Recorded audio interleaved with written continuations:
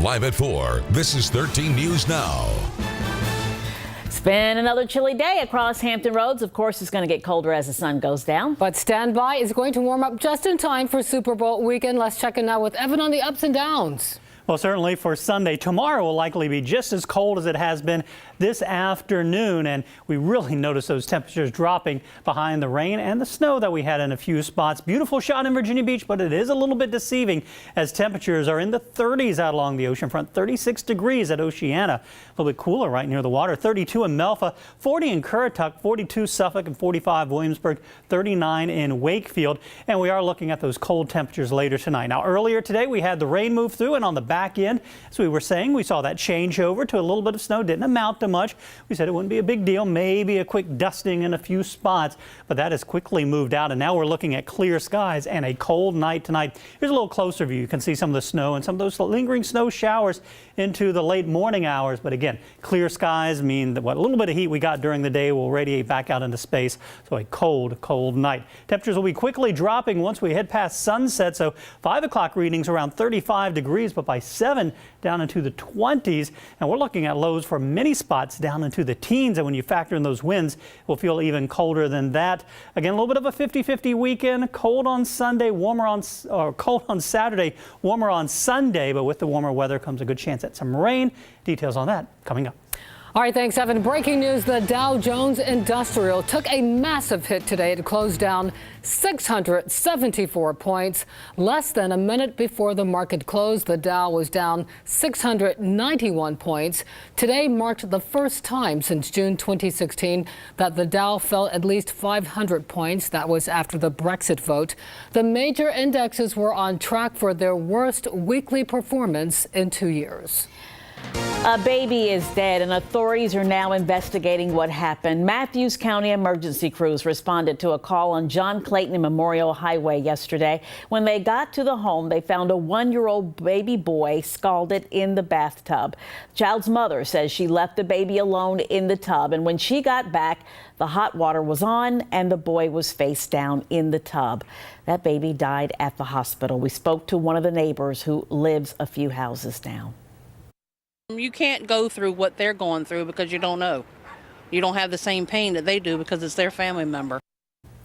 The medical examiner's office will determine the exact cause of death. We are in the thick of the flu season right now. We all know people who are young and are old who are especially susceptible to catching the flu and potentially dying.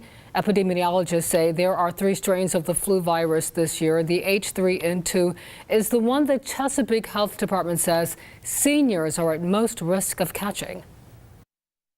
So the one recommendation I want to make right now is to tell everybody not to visit, especially if you have any kind of symptoms, because they pick it up very easily.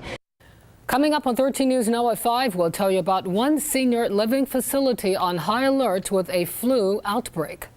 And a new government report on the flu comes out. The CDC says 1 in every 14 visits to the doctors and clinics was from people with flu symptoms. That's the highest level since the swine flu pandemic in 2009. 16 kids have died from the flu. And last week, 42 states reported high patient traffic for the flu. That's up from 39. Hospital stays are also up because of the virus.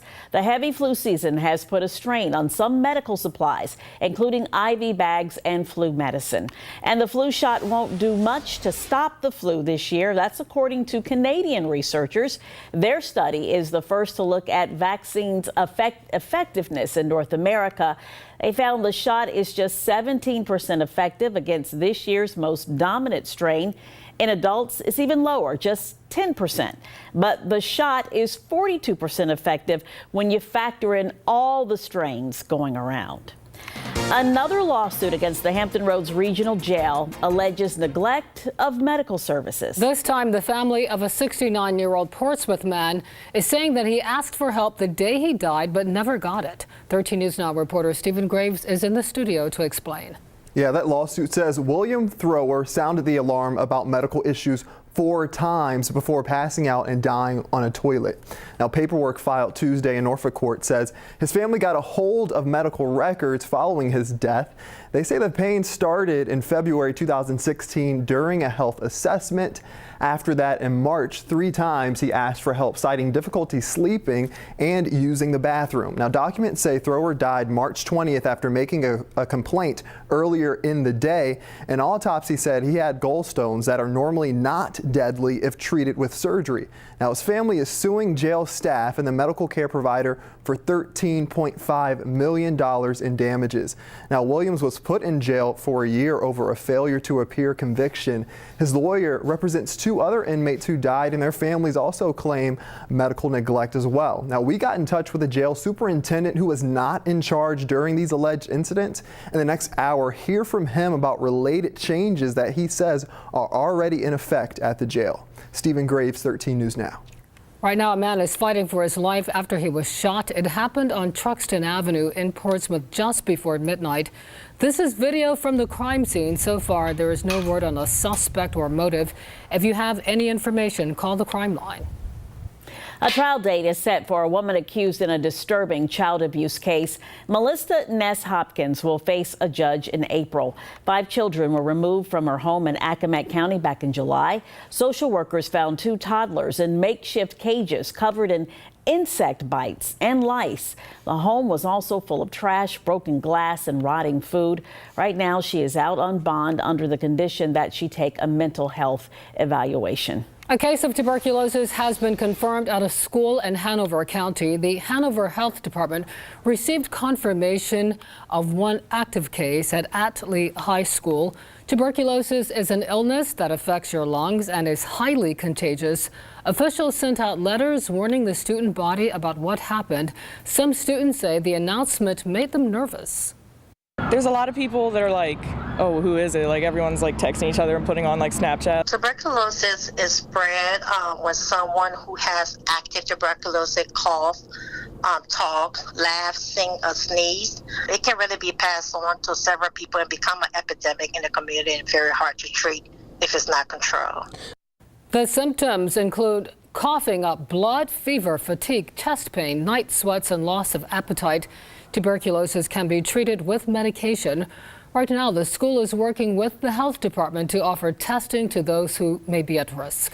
Republicans and Democrats are clashing over how to strengthen sexual harassment policies for Virginia lawmakers. Democrats say a GOP House proposal that includes mandatory sexual harassment training for legislators isn't comprehensive enough. Republicans disagree, saying they've been proactive in trying to stamp out sexual harassment. The companies building the controversial Atlantic Coast Pipeline have agreed to spend almost $58 million on environmental mitigation efforts in Virginia. The payment agreement says the money is to mitigate forest fragmentation and related impacts on water quality related to construction of the 600-mile-long pipeline. The proposed natural gas pipeline with lead developer Dominion Energy will start in West Virginia and run through Virginia and North Carolina. Governor Ralph Northam says, a spokesperson says, the agreement is a good deal for taxpayers. Breaking news out of Hampton. Within the past few minutes, police announced that Mark Shante Harrison is now charged with attempted maiming. Officers say the 36-year-old from Newport News ran after them with this large knife when they responded to a report of an attempted burglary yesterday on Jacqueline Circle. Police opened fire when they say Harrison did not stop. He's still in the hospital tonight, but his injuries are now considered non-life threatening.